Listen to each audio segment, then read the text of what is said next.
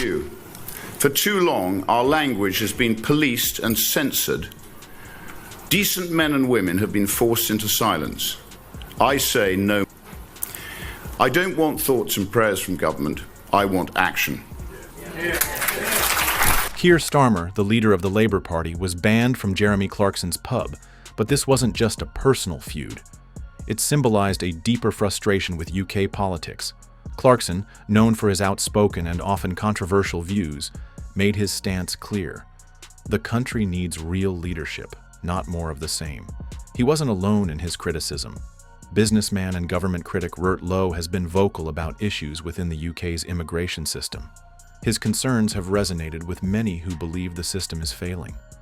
Lowe highlighted a major problem: immigrants entering the country without proper identification, with some falsely claiming to be minors despite being adults.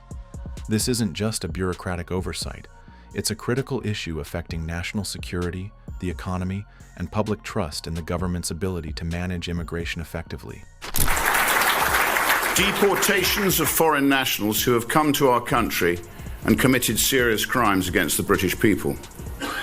Deportations of those arriving in our country illegally. Send a message: if you come here without permission, you will not stay under any circumstance.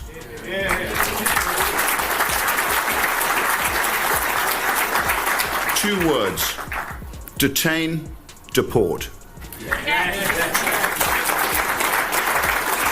Deportations of those living in our country illegally. Recent estimates stated that up to 1 in 12 individuals living in our capital city are illegal migrants. I pushed the Home Office for a full review into the impact of illegal migrant crime. Lowe didn't stop there.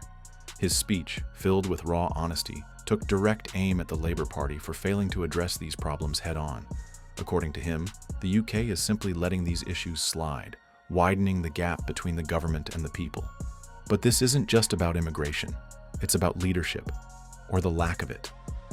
While Clarkson made headlines for banning Starmer from his pub, Lowe was out there delivering a stark warning about the UK's future. His message was clear. The country doesn't just need a new government. It needs one that tackles real issues without the usual political games. This growing frustration is becoming impossible to ignore. People like Lowe are fed up with the direction the UK is heading, but with so much at stake, the real question is, will those in power actually listen? Rupert Lowe didn't hold back when he took the stage to speak about the UK's future. His words were blunt, and for many, they were a wake-up call. A man who cares deeply about his country, Lowe's speech reflected a growing sense of disillusionment. According to him, the UK is heading in the wrong direction, and the government's decision-making is only making things worse. His message was simple: I want my country back. But this wasn't just a slogan. It was a heartfelt plea for real change. In his eyes, the UK has lost its way. This isn't just about politics. It's about the very fabric of the nation. Lowe pointed out how leadership, regardless of which party is in power, continues to ignore the concerns of ordinary people, instead prioritizing self-serving agendas. His frustration was clear.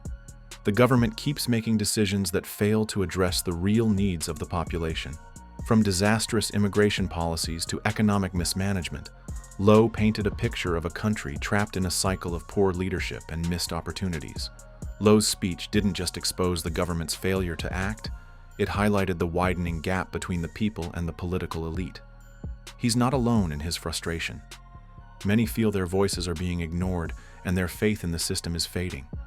Lowe tapped into this growing discontent, and his words struck a chord with those who feel abandoned by the political establishment.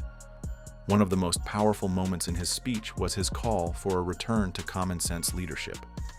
He's appalled by how disconnected politicians have become from the very people they're supposed to serve. He's outraged by the lack of accountability and the refusal to confront the real problems facing the nation. His remarks were a stark warning. The UK is in trouble, and pretending these issues don't exist won't make them disappear. At the heart of his speech was a simple but urgent message. The country needs a wake-up call. Staying on the current path isn't an option. Change is needed, and fast.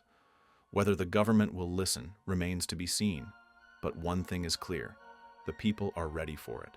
They're tired of empty promises and political games. They want leadership that actually works for them, not the other way around. Who is this Home Office supposed to be serving? Between the 5th of July last year to the 4th of January this year, there were just 4,390 enforced returns of people with no legal right to remain. It's pathetic. In a recent debate with an immigration lawyer, another profession pork-barreling a living, I was told that a deportation scheme on the scale required would be impossible, as it would take a flight leaving every hour. That sounds like a very good starting point to me. Jeremy Clarkson, best known for his time on Top Gear, has made it clear that he's more than just a TV personality. He's an outspoken advocate for the people often overlooked in the UK's political debates. In particular, Clarkson has become a strong voice for farmers, a group he believes has been badly neglected by the government. His outspokenness has ignited discussions about a pressing issue. The UK's economy is not growing as it should, and the struggles of farmers play a major role in that. Rising costs, labor shortages, and the pressures of climate change have made farming an uphill battle. Yet, despite these challenges, government policies have fallen short in offering real support. Clarkson argues that farming is a cornerstone of the UK's economy and deserves far more attention. Without a thriving agricultural sector, the nation's food security and rural economy will suffer. Yet many farmers feel abandoned as policies continue to favor urban-focused industries over rural communities. His concern for farmers ties into a much larger problem: economic stagnation. Despite promises to level up the country, growth remains sluggish. With high inflation, soaring energy prices, and a weak job market, the situation is only getting worse. While sectors like tech and finance are thriving, much of the country is being left behind. One of the key figures in this debate is Rachel Reeves, the shadow chancellor under the Labour Party. Despite her high-profile role, Reeves has faced intense scrutiny for failing to present a clear economic plan. During public appearances, she has often struggled to provide concrete answers about Labour's approach to growth and economic stability, raising serious doubts about the party's readiness to lead. While immigration and political debates dominate the headlines, the real issue remains. The UK's economic growth is stagnant. Farmers, already facing immense challenges, are not receiving the support they need, and the country is feeling the impact. Whether under Labour or the Conservatives, the government must step up and implement real change, because without it, the future looks no brighter than the present. Rachel Reeves, will Rachel Reeves be your Chancellor for the whole of this Parliament? This is what he said very quickly. Will Rachel Reeves be your Chancellor at the next general election?